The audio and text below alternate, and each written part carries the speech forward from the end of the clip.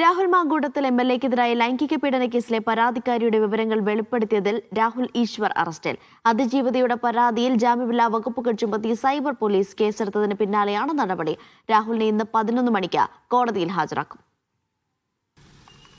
വൈകുന്നേരം 4:30 കസ്റ്റഡിയിലെടുത്തു. വിശദമായ ചോദ്യം ചെയ്യലിന് ശേഷം തെളിവുകൾ ശേഖരിച്ചു. പിന്നാലെ 9:15 അറസ്റ്റ്. സ്ത്രീത്വത്തെ അപമാനിച്ചു, ലൈംഗികാതിക്രമണ കേസിലെ അതിജീവിതയുടെ സ്വകാര്യത വെളിപ്പെടുത്തി, ലൈംഗിക ചുവയോടെയുള്ള പരാമർശം നടത്തി തുടങ്ങിയ വകുപ്പുകളാണ് രാഹുൽ ഈശ്വറിനെതിരെ ചുമത്തിയത്. ആദ്യമെല്ലാം ബെയിലബിൾ ആയിരുന്നു, ഇപ്പോൾ ഒരു നോൺ ബെയിലബിളും കൂടി അതിൻ്റെ ഇടയിൽ ചേർത്തിട്ടുണ്ട്.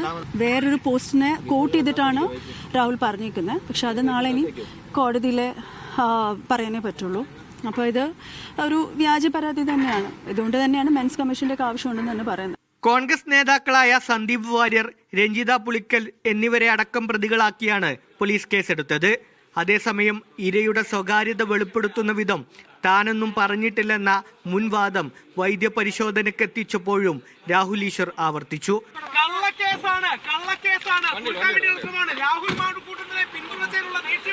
ഇതിനിടെ അറസ്റ്റിന് തൊട്ടു മുൻപ് വീട്ടിലേക്ക് പോലീസുകാർ വന്ന ദൃശ്യങ്ങൾ രാഹുൽ ഈശ്വർ ഫേസ്ബുക്കിലൂടെ പങ്കുവച്ചു.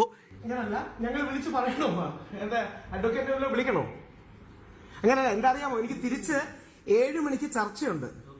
തിരിച്ചതിന് മുമ്പിൽ എത്താൻ പറ്റൂ? എന്റെ വണ്ടി വരാമോ? ലൈംഗികാരോപണം ഉയർന്നതു മുതൽ രാഹുൽ മാങ്കൂട്ടത്തിലിന് ശക്തമായ പിന്തുണ നൽകി രാഹുൽ ഈശ്വർ രംഗത്തുണ്ട്. മാങ്കൂട്ടത്തിലിനെതിരായ പരാതി വന്നതിന് പിന്നാലെ അതിജീവിതയെ അപമാനിക്കുന്ന തരത്തിലായിരുന്നു രാഹുൽ ഈശ്വർ സമൂഹ മാധ്യമങ്ങളിൽ പങ്കുവച്ച വീഡിയോകളുടെ ഉള്ളടക്കം. ഇതിലാണ് ഇന്നലെ രാവിലെ അതിജീവിത സൈബർ പോലീസിൽ പരാതി നൽകിയത്. അതേസമയം അധിക്ഷേപ പരാമർശം നടത്തുന്നവർക്കെതിരെ എല്ലാ ജില്ലകളിലും കേസെടുക്കാൻ ADGP H. വെങ്കടേഷ് നിർദ്ദേശം നൽകി. നിലവിലെ കേസിലെ പ്രതികളുടെ അറസ്റ്റും വൈകാതെയുണ്ടാകും. മീഡിയ 1 തിരുവനന്തപുരം.